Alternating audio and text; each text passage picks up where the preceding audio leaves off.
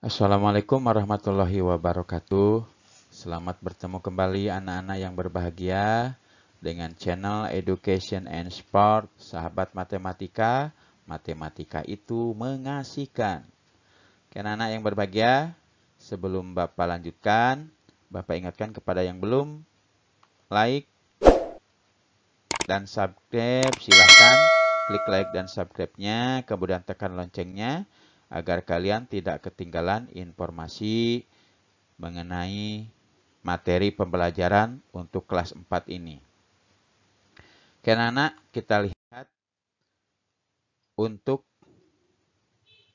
pembelajaran ketiga ini, kita masih tetap tentang tema 6, yaitu cita-citaku, subtema 1, aku dan cita-citaku. Kita masih tetap ya, cuma pembelajarannya aja yang lain. Kita lihat, di sini ada sebuah bacaan. Kalian harus membacanya dengan teliti, bacaan ini, ya, agar kalian bisa mengerti, bisa paham mengenai bacaan tersebut. Karena nanti di bacaan ini, dari bacaan ini kalian ada pertanyaan yang harus kalian jawab sesuai dengan bacaan ini. Jadi, kalian ulang-ulang nanti videonya, baca berulang-ulang, kemudian jawab pertanyaannya di buku latihan kalian, kemudian kalian kirimkan ke guru kalian, ya.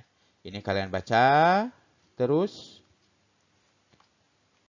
Ini juga bacaan. Nah, sudah bacaan di sini ada jawablah pertanyaan berikut ini berdasarkan artikel yang tadi, yang bacaan tadi ya.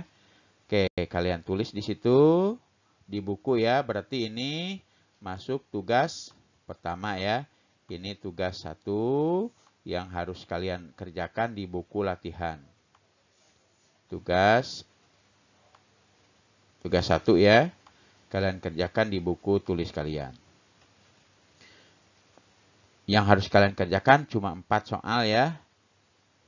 Kalian baca sendiri nanti biar kalian paham. Nah, jadi pekerjaan kita sebagai warga negara Indonesia beragam, banyak sekali, tergantung keterampilan kita. Nah, misalnya di sini kita membahas tentang pekerjaan-pekerjaan. Contohnya beternak. Beternak merupakan kegiatan mengembangbiakan hewan ternak untuk memenuhi kebutuhan manusia. Hewan ternak itu apa aja contohnya? Banyak ya contohnya. Hewan ternak seperti ayam, itik, sapi, kambing, kerbau, dan banyak lagi ya. Itu hewan-hewan ternak yang dipelihara oleh manusia untuk dimanfaatkan.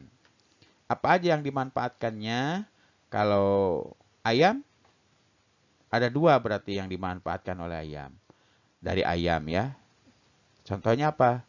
Telurnya kita makan, dagingnya kita makan. Berarti ayam dimanfaatkan daging dan telur. Kalau sapi, daging dan susunya dan lain-lain ya. Nah, jadi itu anak-anak ya.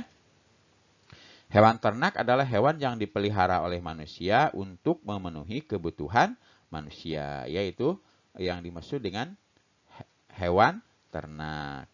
Kalian harus ingat ya, hewan ternak sekali lagi adalah hewan yang dipelihara manusia untuk memenuhi kebutuhan manusia. Misalnya contoh hewan ternak yang dimanfaatkan telurnya dan dagingnya bisa ayam ya. Ayam, telur, dan dagingnya kita makan. Kemudian ada daging dan susunya, sapi ya. Ada daging cuman kerbau dan segala macam ya. Itu hewan ternak. Nah, Indonesia ini memiliki wilayah yang sangat luas ya. Luas sekali Indonesia ini. Dengan kondisi alam yang berbeda-beda.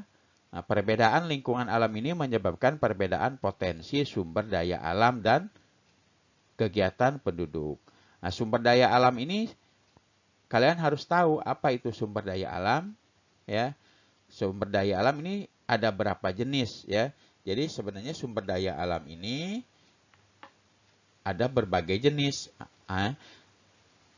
Ada sumber daya alam yang dapat diperbaharui, ada juga sumber daya alam yang tidak dapat diperbaharui, ya. Jadi apa itu sumber daya alam?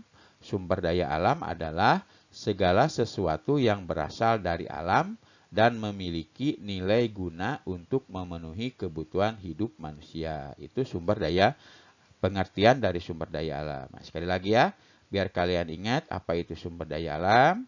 Sumber daya alam adalah segala sesuatu yang berasal dari alam dan memiliki nilai guna untuk memenuhi kebutuhan hidup manusia.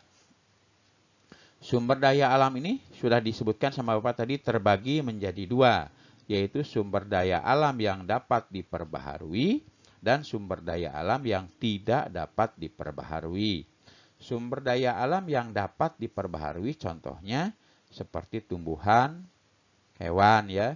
Tumbuhan, hewan bisa kita adakan kembali dalam waktu yang singkat, yaitu contoh sumber daya alam yang bisa diperbaharui. Sedangkan kalau sumber daya alam yang tidak dapat diperbaharui, ya, contohnya apa? Ya, tidak dapat diperbaharui adalah jumlahnya terbatas, ya. Kalau kita pakai terus-menerus, lama-lama akan habis. Itu sumber daya alam yang tidak dapat diperbaharui. Jadi jumlahnya sangat terbatas dan semakin menipis setiap waktunya. Contohnya gas alam, batu bara, minyak bumi, bahan tambang, dan lain-lain. Itu contoh dari sumber daya alam yang tidak dapat diperbaharui, ya. Jadi pengertian sumber daya alam yang dapat diperbaharui apa tadi itu? Biar kalian ingat, ya. Sumber daya alam yang dapat diperbaharui adalah sumber daya alam yang jumlahnya banyak hingga tidak terbatas. Itu pengertian dari sumber daya alam yang dapat diperbaharui, ya. Apa tadi pengertiannya? Ayo, siapa yang ingat nih?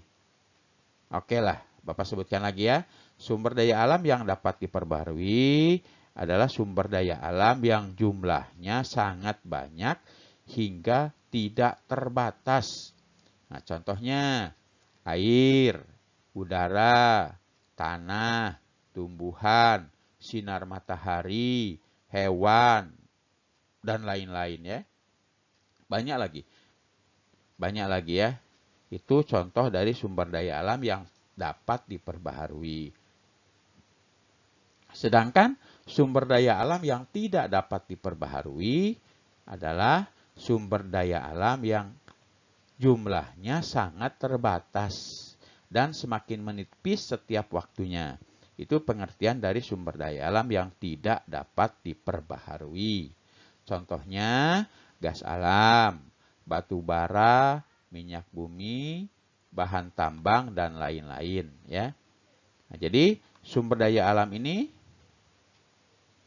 terbagi menjadi dua jenis, yaitu sumber daya alam hayati, ya, dan sumber daya alam non hayati. Oke, lihat lagi ya, sumber daya alam ini ada terbagi lagi menjadi dua, yaitu sumber daya alam hayati dan sumber daya alam non hayati. Sumber daya alam hayati berasal dari makhluk hidup, baik itu binatang maupun tumbuhan. Contohnya apa? Kayu, rotan, kapas, rempah-rempah, ikan, ayam, sapi, beras, gula, susu, dan banyak lagi, ya.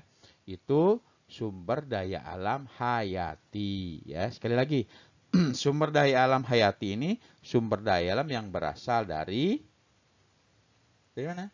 Dari makhluk hidup, ya. Seperti apa? Seperti tumbuhan, binatang, dan banyak lagi, ya.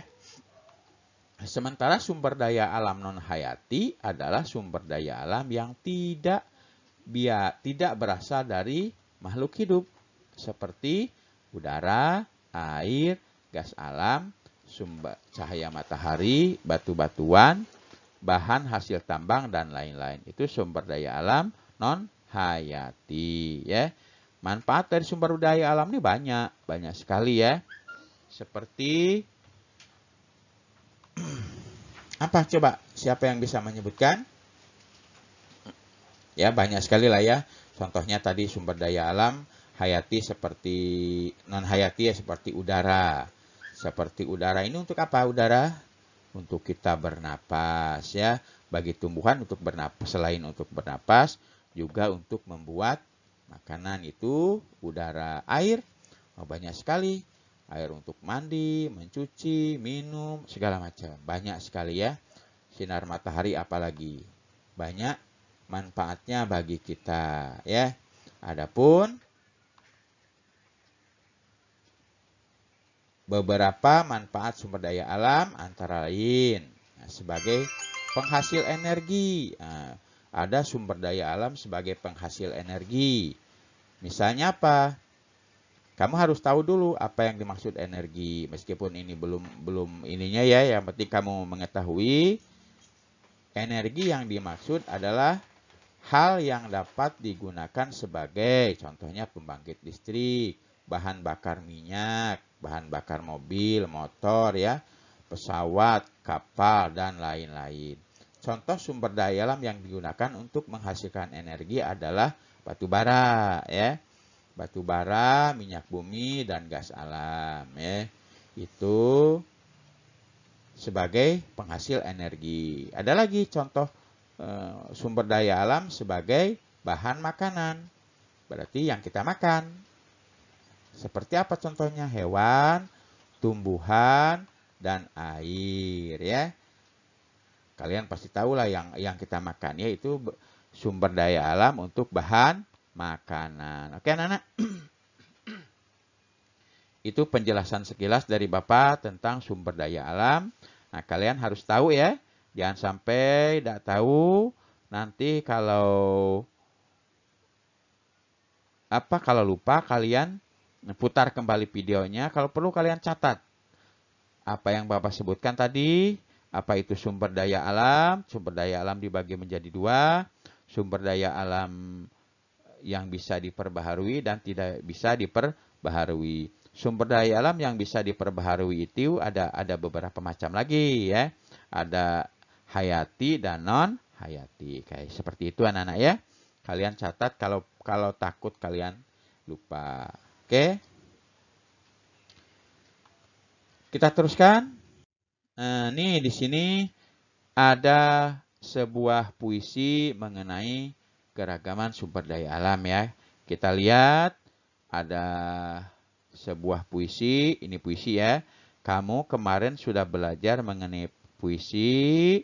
Satu bait puisi terdiri dari berapa baris? Ini satu bait ya. Nah, ini ya, 2 bait. Nah, ini 3 bait. Oke. Nih. Nah, seperti itu. Ingat rima, kamu ingat pengertian rima apa? Ya, di sini ada bunyi-bunyi yang belakangnya huruf, yang belakangnya biasanya sama di puisi tersebut ya. Ini H, ini A, H. Berarti sama ya, sama polanya. Kalau ini H, ini A, yang ini bisa A atau bisa H ya, sama polanya. Oke, ini sebuah puisi yang harus kamu jawab. Nanti ada pertanyaannya sesuai dengan puisi ini ya. Ini tugas yang kedua. Oke, nah ini dia tugas kedua. Tugas kedua yang harus kalian kerjakan di buku adalah yang ini ya. Tugas kedua sesuai dengan puisi tadi. Jawabannya ada di puisi. Apa judul puisi tersebut? Berarti kamu catat judulnya apa tadi puisi tersebut, siapa pengarangnya. Apakah yang kamu bayangkan ketika kamu membaca puisi judul puisi tersebut ya. apa yang terbersit di pikiran kamu saat kamu membaca puisi tersebut. Nomor 2 ya. Kemudian nomor 3, menurutmu apakah isi puisi tersebut? Apa isinya? Ya, nomor 3. Nomor 4, berapakah jumlah bait dalam puisi tadi? Tadi sudah Bapak kasih ya, ada berapa bait tuh. Ya. Kemudian yang kelima, berapa jumlah baris setiap baitnya. Tinggal kamu hitung aja nanti yang sudah Bapak kasih tanda merah tadi. Kemudian yang keenam, tentukan rima setiap bait pada puisi tersebut. Nah, sudah Bapak kasih ini juga ya tadi ya. Nah, jadi untuk pertemuan kali ini ada 2 tugas ya. Kedua-duanya tugas tersebut sesuai dengan bacaan. Kalau tadi bacaan tentang seorang peternak ya, peternak. Yang kedua tentang puisi.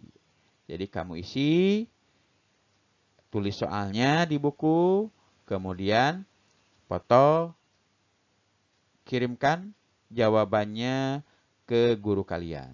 Ya, itu untuk pertemuan ketiga ini. Pertemuan ketiga tentang menjawab sebuah dari wacana ya, menjawab pertanyaan yang ada pada wacana dengan menjawab pertanyaan pada puisi. Oke anak-anak, untuk pertemuan ketiga itu aja tugas kalian. Ada 2 tugas, silahkan kalian kerjakan. Sebelum Bapak akhiri, Bapak ingatkan lagi, kalau masih ada yang lupa, ya, yang lupa mengklik like dan subscribe-nya, silahkan klik like dan subscribe-nya ya, agar kalian tidak ketinggalan informasi tentang materi pembelajaran untuk kelas 4. Silahkan tekan loncengnya ya. Dan jika menurut kalian video ini bermanfaat bagi kalian, bagi teman-teman kalian, bagi tetangga, bagi saudara, silahkan sebarkan atau share video ini bisa melalui media sosial seperti Facebook, WA, Instagram, Twitter, ya. Silahkan di-share biar ilmu yang ada di materi ini, di video ini bermanfaat bagi teman-teman kalian, saudara kalian, atau tetangga kalian, ya. Jadi sekali lagi silahkan share. Biar ilmu yang ada berkembang ya, berkembang. Oke anak-anak, itu aja yang bisa Bapak sampaikan. Bapak ucapkan terima kasih yang sebesar-besarnya atas perhatian kalian. Ingat, kamu ulang-ulang kembali ya, ulang kembali, tonton sampai habis, ulang kembali. Kalau perlu, kamu catat apa yang tadi Bapak bicarakan, kalian catat mengenai pengertian sumber daya alam, baik sumber daya alam hayati, sumber daya alam non-hayati, baik sumber daya alam yang bisa diperbaharui atau tidak bisa diperbaharui. Kalian catat, biar kalian tidak lupa. Ya, kalau tidak dicatat pun tidak ada masalah. Yang penting kalian terus putar video ini, biar kalian ingat terus ya. Dicek lagi, diputar kembali. Kalau lupa, putar kembali. Insya Allah dengan seringnya kalian memutar video tersebut, maka pemahaman kalian akan tetap ya, akan lebih paham lagi. Kalian akan cepat mengerti, paham, tahu tentang pengertian-pengertian yang Bapak sebutkan tadi. Karena itu aja yang bisa Bapak sampaikan. Sekali lagi Bapak ucapkan terima kasih yang sebesar-besarnya. Bapak akhiri, wabillahi taufik wal hidayah. Wassalamualaikum warahmatullahi wabarakatuh. Sampai ketemu di pertemuan di pembelajaran yang keempat. Silahkan kerjakan tugasnya sekali lagi di buku latihan kalian.